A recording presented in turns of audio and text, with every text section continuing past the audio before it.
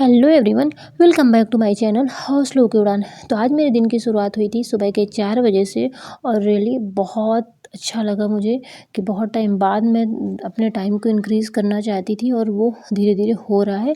और सबसे मेन बेटू के टाइम पर मैंने 4 से 5 दिन काम किया और अब इस समय वो टाइम से सोने लग गए हैं, टाइम से उठने लग गए हैं, तो जिसकी वजह से मैं रात में टाइम से सो गई थी और मॉर्निंग में जल्दी उठ पाई हूँ। तो आज मैंने लगभग मॉर्निंग में 1.5 घंटे की स्टडी कंप्लीट कर ली थी। यहाँ पर मैं सीडीपी की थ्योरी पढ़ती हूँ। इसके बाद फिर मैं एमसीक्यूज़ की प्रैक्टिस करती हूँ। जो सचिन एकेडमी सर की जो मैंने बुक्स ली थी वो मैंने आपको दिखाया भी है वीडियो में।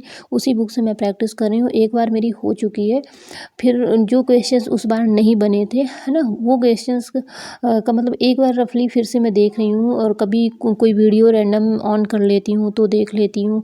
मतलब वो जिस टॉपिक में मैंने जैसे कि अभी मैं पीवाईक्यू में आप लोगों के साथ मॉक टेस्ट शेयर नहीं कर पा रही हूँ। उसका रीज़न ये होता है कि जैसे मैं वीडियो ब्लॉग जो आप तक पहुँचाती हूँ, जैसे मैं अभी ये वॉइस ओवर कर रही हूँ, इस टाइम पे मैंने पीवाईक्यू की अभी नहीं लगाया है मॉक टेस्ट। अब इसके बाद मुझे नाइट में डिनर कंप्लीट करने के बाद आधे घंटे का समय मिलता है, उसमें मैं लगाती हूँ। तो मैं फिर आप लोगों के साथ शेयर नहीं कर पाती। दूसरे दिन मैं सोचती हूँ कि माइंड में रहता है कि हाँ उसे ऐड करना, और वो फिर क्लिप्स ऐड करना भूल जाती हूँ।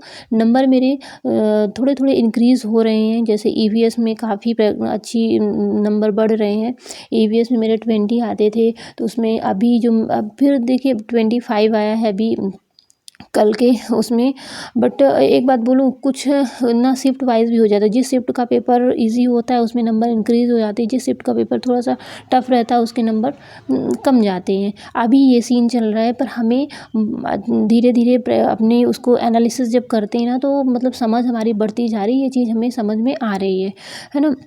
तो फिर इसके बाद मैंने लर्न किया अच्छे से, उसको लर्न किया, रिवीजन चल रहा है, रिवीजन किया।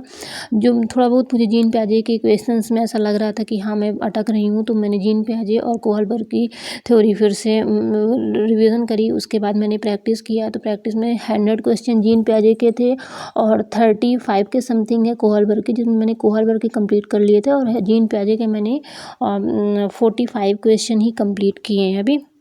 उसका आगे फिर मैं नेक्स्ट डे करूँगी। इसके बाद मैं 6 बजे तक पढ़ती हूँ। इस समय रूल बना कर रखी हूँ कि मैं 6 बजे उठ ही जाना है मुझे, पापा जी ऑफिस जाएँ या ना जाएँ।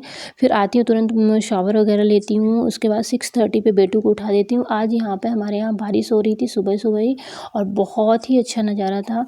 मैंने हालांकि दरवाज़ा ओपन करके ये कैप्चर नहीं किया, इसलिए आपको इतनी क्लियरिटी नहीं दिख रही होगी, बट बहुत ही अच्छा व्यू लग रहा था। फिर लाइट चली गई, जिसकी वजह से मैं थोड़ी आधे घंटे और पढ़ ली थी।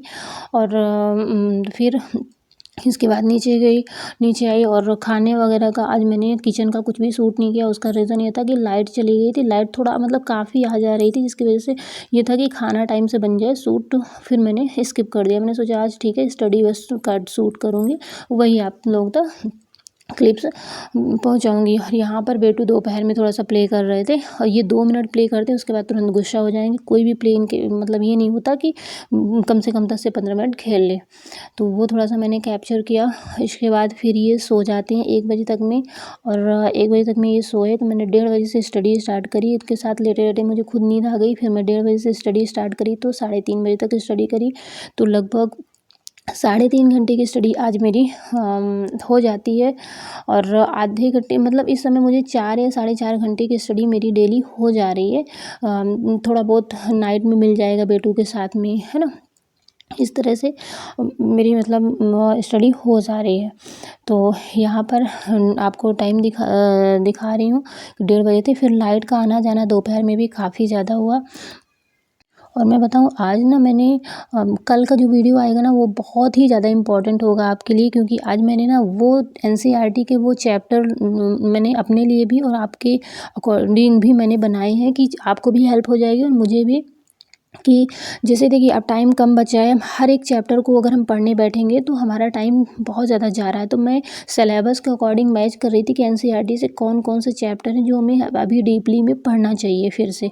तो वो चीज़ मैंने नोट डाउन करी है, तो वो मैं आपको वीडियो के थ्रू बताऊँगी भी और दिखाऊँगी भी, और पीडीएफ फॉर्म में भी टेलीग्राम चैनल पर अपने शेयर कर दूँगी। उसके बाद जो साइंस के जो चैप्टर्स हैं हमें एनसीईआरटी से पढ़ने हैं वो भी मैंने लिखे हुए हैं, मतलब जो मेन पढ़ना है सिलेबस में है सिर्फ वही चैप्टर।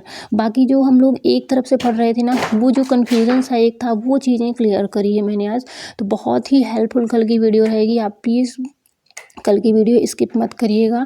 बहुत ही हेल्पफुल, मैंने मतलब 1 घंटे का समय इसमें दिया। मैंने पूरा साइंस का देखा और पूरा वर्ग 3 का देखा और वर्ग 2 में जो साइंस मैंने लिया है तो साइंस का पूरा सिलेबस नोट डाउन किया और वर्ग 3 में ईवीएस का पूरा नोट डाउन किया, जो भी पढ़ना था।